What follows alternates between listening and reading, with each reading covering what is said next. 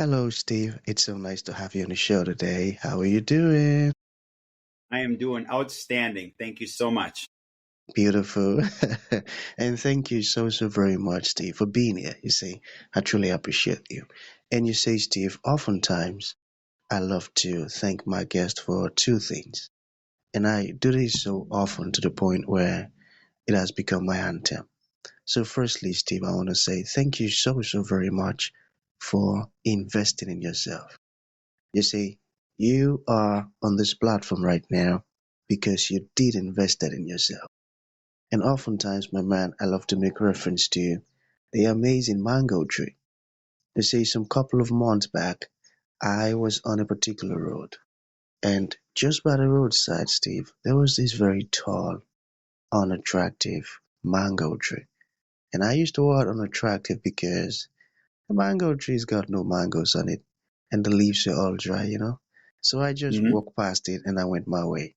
But you see, Steve, just recently I was on that same road, and this time around, a lot's changed about the mango tree. You see, the mango tree caught my attention pretty good from a distance, and immediately I got the urge to move so close to it, of which I did, and it wowed me because now the mango tree's got a lot of mangoes on it, beautiful green leaves and healthy branches, and not just mangoes now, Steve. I'm talking about ripe mangoes. It was such a lovely experience that day. I was so excited. There is my point. The fact that you dedicated your time, energy, and resources to becoming the amazing Steve that you are today, that alone has made it impossible for me to skip you. And that's why you got the request from me to be on the show because I was attracted to the fruit of all that you're doing. Your philosophies, your insight, the impact your work is having. These stuffs are beautiful. And just before you got that request from me, I said to myself, I've got to benefit from this beautiful thing Steve is doing. And not only me now, but even with the audience. And here we are today with the amazing Steve. So thank you so very much for doing that yourself. And secondly, thank you for saying yes to the invite. Because if you had said nope, there was nothing Elisha could do about it. Thanks so much, my man. My pleasure. Awesome. So let's get started. You see, I'm quite excited to have you on the show today, Steve, for some reasons. Firstly, my interest in knowledge seeking.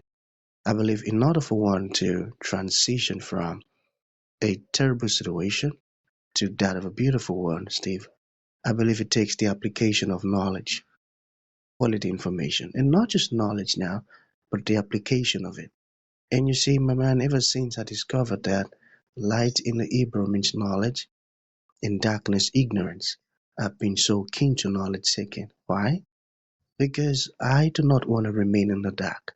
So that's going to make our conversation today very important to me and even to the listeners. And the last reason why I'm excited to have the amazing Steve on the show is for the sake of the audience. You see, Steve, we live in an age where information is as, excuse me, information is as abundant as grains of sand. We've got a lot of information flying out there. So these folks trust me for quality, eye-opening, and very important information, of which I am totally convinced, Dave, that our conversation is going to be insightful and impactful. So for that reason, my man, let's get started with your introduction. Talk to us about your personal or your professional journey, because right now we are so curious. We want to know how Steve got here. Then afterwards, I've gotten some beautiful questions for you. Okay, Steve, my man, over to you. All right. Thank you. Uh, I have walked with Jesus for 68 years.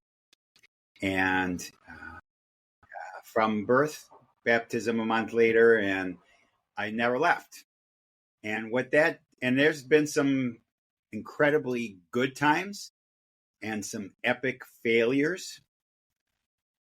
And Jesus walked with me the whole time. And that's what got me through both of those times, because sometimes your successes can be incredibly, you turn into prideful nature and you think, oh man, I'm unstoppable.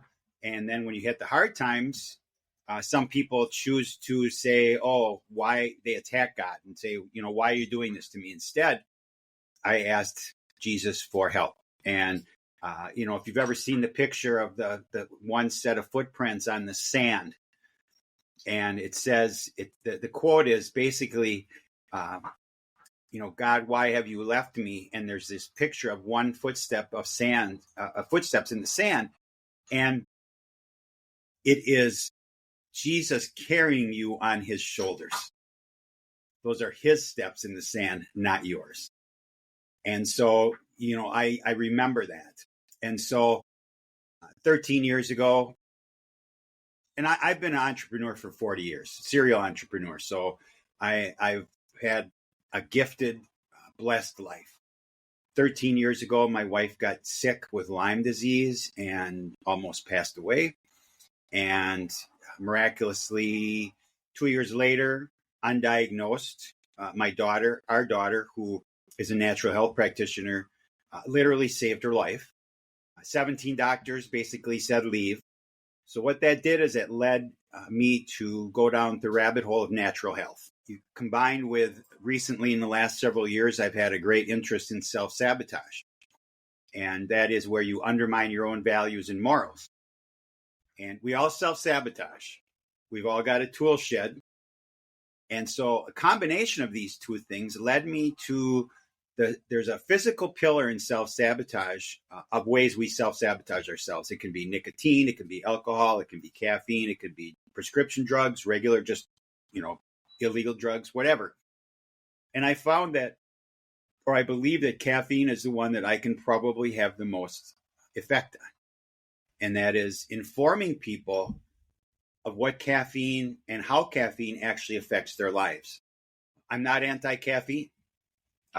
Even though you see me drinking my cup of coffee here, this is Swiss water processed decaf, which is 99.9% organic decaf coffee.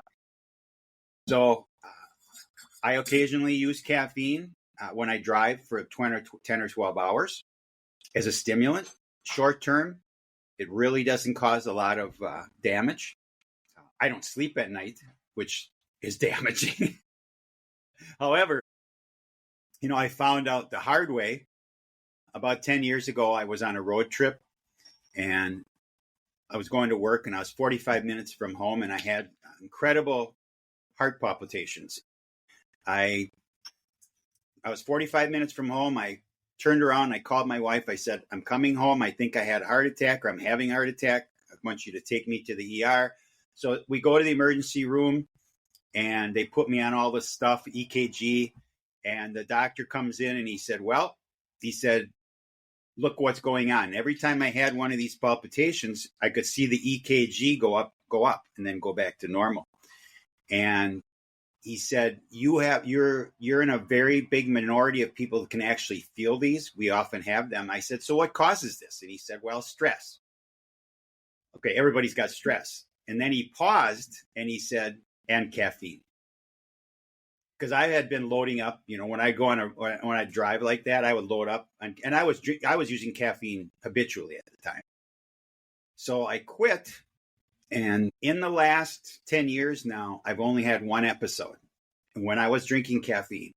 Because I went back, because like every addiction, you think you have it beat, and you think, oh, I can do this, maybe just a little, and all of a sudden I'm doing it, and I'm addicted again. And then I had and they're called PVCs, premature ventricular contractions. And so I quit again. I went cold turkey, incredible withdrawal symptoms, severe headaches, fatigue, because that's the short version of this is there's a chemical in your brain called adenosine. And when you drink caffeine, the caffeine molecule is very similar to the adenosine molecule.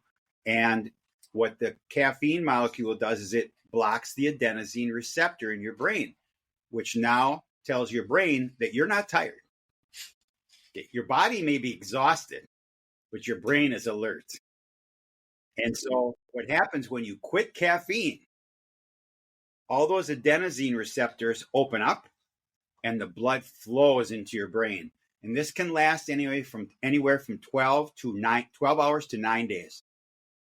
And, if you're a chronic user, it can go on for a long time, and sometimes the reset of your body can be 30 days to 6 months to Hmm. reset your circadian Reset. rhythm. Yep, you got to reset all the hormonal stuff that's been going on.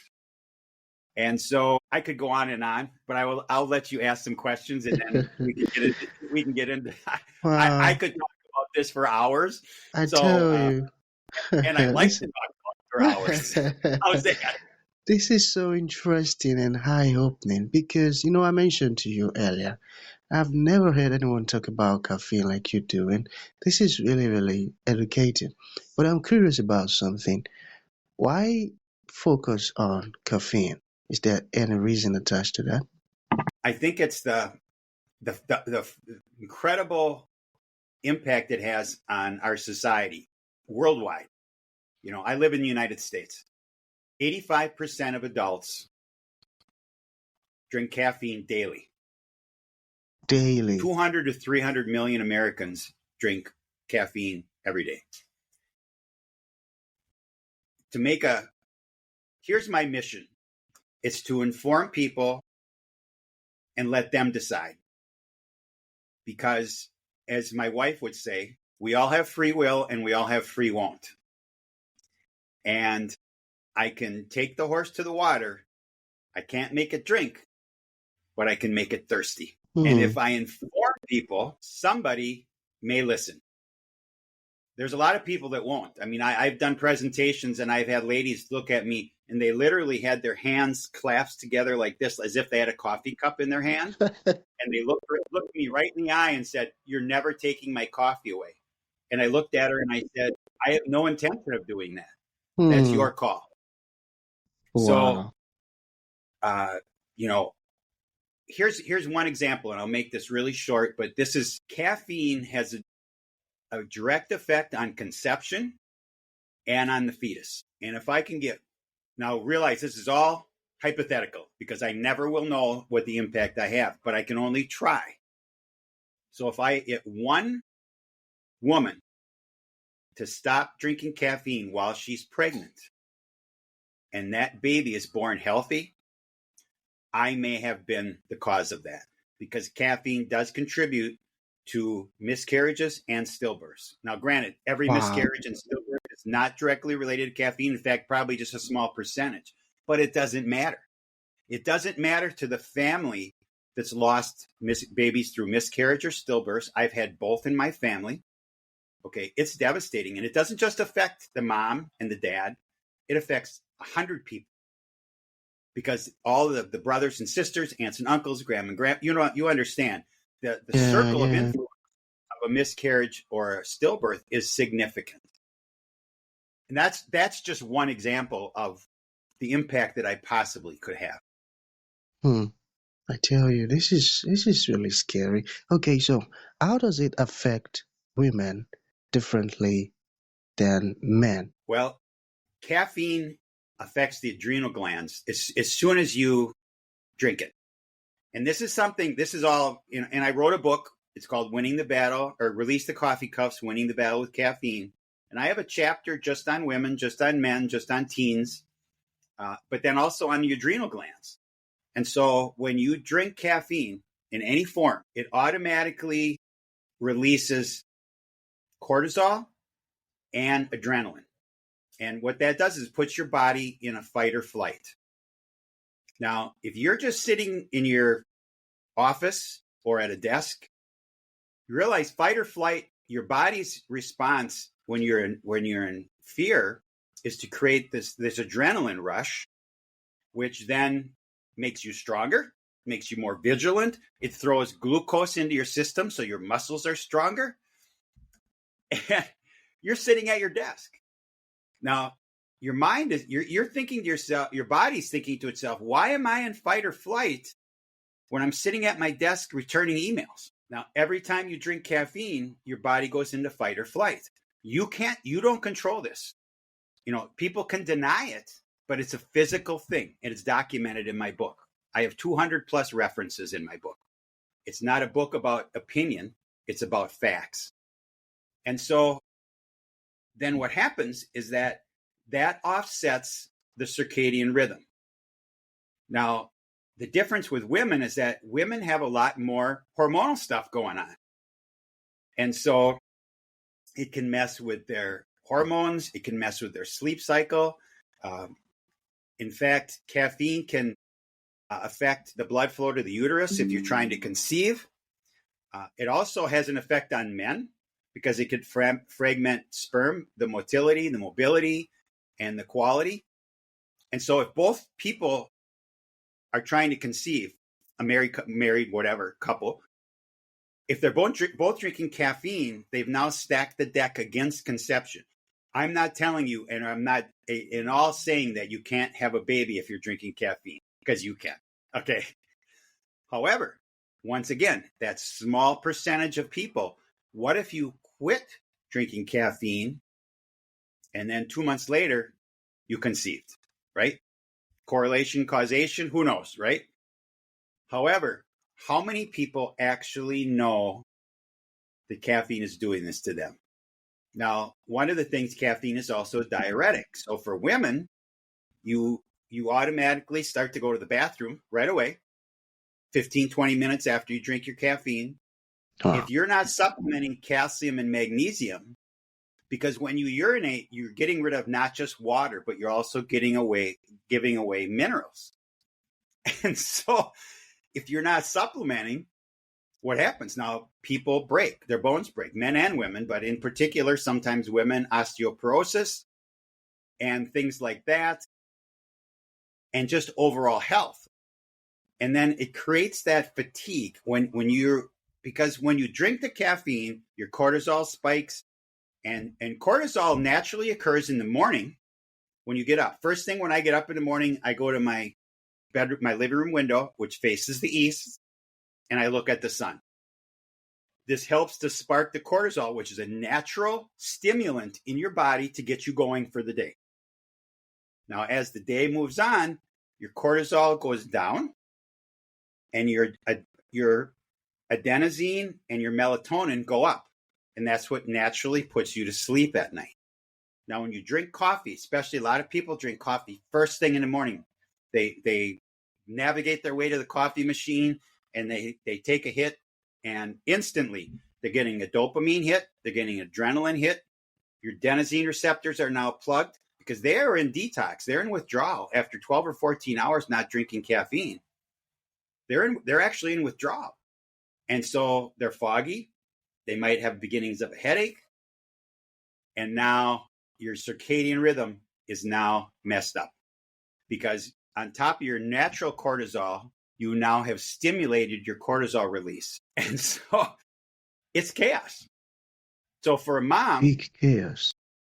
just think about a mom with a newborn baby that's been on caffeine and is continuing to drink caffeine. Now she gets up in the morning, she drinks caffeine, and then at night, she can't go to sleep because her mind says you're wide awake because her adenosine receptors are closed. But yet she's up 2 hours later, possibly feeding her baby. There's nothing here but a recipe for disaster. And then people wonder why they're tired of it. Because, and I address this in 14 chapters of the 16 chapters in the book. I literally address this cycle because it's a rinse and repeat. Rinse and repeat. Rinse and repeat. I got to have caffeine. As soon as that buzz wears off, I have to have more caffeine. Because if you don't replenish it, the adenosine receptors open up and you're going to start to get a headache, possibly, but you will get brain fog and fatigue. Wow. I tell you, I never knew all of this. Now I'm so curious as to why those folks who are creating all of these beverages, are they ignorant of this truth? Aren't they aware about the effect of caffeine? Tell you, this is So many people aren't. Here's a fun fact to know and tell. Caffeine is created by the coffee plant. That caffeine is very bitter and it's used as a natural pesticide to keep the insects from eating the plant. pesticides. It's a natural pesticide. Ooh. And it tastes bitter. Okay, so caffeine in itself doesn't necessarily, or the coffee, like coffee, as an example, coffee doesn't necessarily taste good. Some people like it because they're addicted to it and it gives them a dopamine hit. Now, when you take coffee beans and you make them into decaf coffee, they then take the caffeine and sell it to all these other companies like soda, Hmm. energy Hmm. drinks. Energy drinks, There is yeah. no there is no health benefits, zero documented of caffeine. So Zero. why is it in all the sodas? Why is it in the energy drinks? Why is it in all this other stuff? There's only one reason, and that is it to addict them. To addict them. Wow, we're Because you're living going to a buy very more. wicked world. We're living a wicked world, I tell you. That could Wow. be the understatement of your lifetime, but you're spot on. You are spot on because Wow. there's no reason to have caffeine in soda. There's no health benefit. But you realize that the more you drink, the more you want it. Because Exactly. you need to keep those adenosine receptors closed, and you get a dopamine hit. And dopamine is a just. I do a presentation and just talking about. There's a commercial, old commercial in the United States, waking up to Folgers in your cup. Okay, Folgers is a big coffee company, and I just talk about this commercial, and people get a dopamine hit just listening. If I show it to them in the presentation, they get this huge, they feel good because dopamine, their body is telling them, oh, look at that. That's that cup of coffee. And I'm going to have one pretty soon. So I feel good. Okay. Dopamine is a very mild version of any psychedelic drug, whether it's cocaine, heroin, morphine. And I'm not, dopamine is a really watered down version, but it does give you a small high. Hmm. Wow. This is very insightful, my man. So I have just one more question to go. So for folks who like to quit caffeine, and have a better relationship with it, how can they go about it? Well, I have a program in my book. I have a program on my website, which is releasethecoffeecuffs.com. Either way, you don't need me. Okay. The first thing you need to do is you don't say, I'm going to try to quit caffeine. You either do or you don't. And that in all things in life, I was in the restaurant business for 23 years, and I had people tell me every other week, oh, I'm gonna try to quit smoking. And I would look at them and I would just chuckle and I'd say, don't waste your time and don't be crabby. Just don't do it. Because if you're going to try, you're going to fail. If you're going to quit, you're going to succeed. And so the key is, first of all, to make that statement, then literally for a week, track your caffeine intake. And because it's only for you, so you don't lie, you journal. Okay, if I have a cup of coffee, if I have a soda, if I have an energy drink, and then figure out, and this is all information is all available on the internet, how much caffeine is in each one of those drinks. Now you've established a baseline, and you realize that 200 milligrams or less a day is still addicting. Okay, anything over that, you're a chronic addict. Well, many people are drinking 800 to 1,000 milligrams a day, and they don't even know it because there's so much caffeine in everything. So then you have to decide how you're going to quit. Number one, you can quit cold turkey, which gets the job done, but it's painful. Like I told you, I did this 2 years ago, and I called up my daughter, who's a natural health practitioner. I said, Alex, I got a headache so bad. I have brain fog. I have fatigue. What can I do? She said, first of all, drink as much water as you can to flush it out of your system. Second of all, you can take some ibuprofen, which is you're just humoring yourself because it's not going to do anything. She said, the only way to stop that headache is to drink more caffeine. So if you're really going to quit cold turkey, you just have to suck it up and go for it. Now, that's not what I recommend. What I recommend is you take a nice tapered approach and have a plan. Okay, everything works with a plan, right? When you don't have a plan and you just go in hodgepodge, it usually results in chaos and failure. So for 3 or 4 days, you take your pot of coffee and you put in 75% regular coffee and then 25% decaf. And when I say decaf, if it's regular decaf, it still has 10 to 15% caffeine in it. The stuff that I'm drinking It's Swiss water processed. It's also organic. But the Swiss water process doesn't use chemicals, and it gets 99.9% of the caffeine out. So that's what you want to use. So then for those first 3 or 4 days, your body's still getting some caffeine. Then the second 3, 4, 5 days, you go 50-50. Then after another 5 days, you go 25% regular coffee, 75% decaf. Now you're 2 weeks in, maybe a little more. Your body is now getting used to having less caffeine, and you're not having these huge withdrawal symptoms. Now at the end, you may have a little bit, and then in that process, start to find substitutes. Like I drink the Swiss water process organic decaf. There's all kinds of rooibos tea, chameleon. There's all kinds of great herbal coffees and teas and mushroom stuff that doesn't have caffeine in it. And they're all many of them are organic. What in all the things, all the testimonials I've read and all the ones I've watched on YouTube, and I'll just do a plug here for YouTube, and that is if you go to YouTube and put in quitting caffeine, you're going to see some absolutely dynamic testimonials of the changes that people had in their lives when they quit caffeine. And 95+% of those people all said this, and I will tell you this: they sleep better than they have in their memory, sometimes in decades. Now, realize that sleep is when we heal. Sleep is when men produce testosterone, women produce estrogen.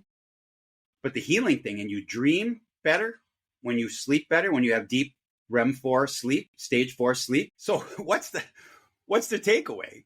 There's no downside to quitting caffeine other than that temporary withdrawal. Once again, it can take 30 days to 6 months. You go, if you have access to Facebook, go on and look at some of the quitting caffeine Facebook groups. I watch these every day. And some of these people, after 3 months, still have brain fog because their bodies haven't reset, and they want to give up and they want to just go back. And so they're in this group, and it's like a support group, but it's much easier if you have somebody to help you through this, whether it's Steve Frazier and his Coffee Cups program, or it's Jesus, or it's you, right? It doesn't matter. We are stronger together than we are alone. Profound words. And I'm going to take that as a final thought. So for folks who like to reach out to you, Steve, or ask questions or make a purchase of your book, how can that be possible? You go to releasethecoffeecuffs.com, and that's cuffs, Kuffs. It's a word play on handcuffs. So it's releasethecoffeecuffs.com, and there's a lot of free stuff. There's a lot of information. The book is available there on Amazon and Kindle, and it will also be available in every platform. Ultimately, by the time this broadcast, it will probably be available on every ebook platform, on any booksellers. Hopefully, it'll be in libraries. It's 400 pages. Wow. And again, 14 chapters are science, the introduction, and the first chapter is literally anecdotal stories. And the last chapter is my observations, which is my opinion, based on the 14 chapters that I documented. Awesome. Got it. And that sounds like a very powerful book. Wow. Well, this is a very beautiful one. Thank you so very much, Steve.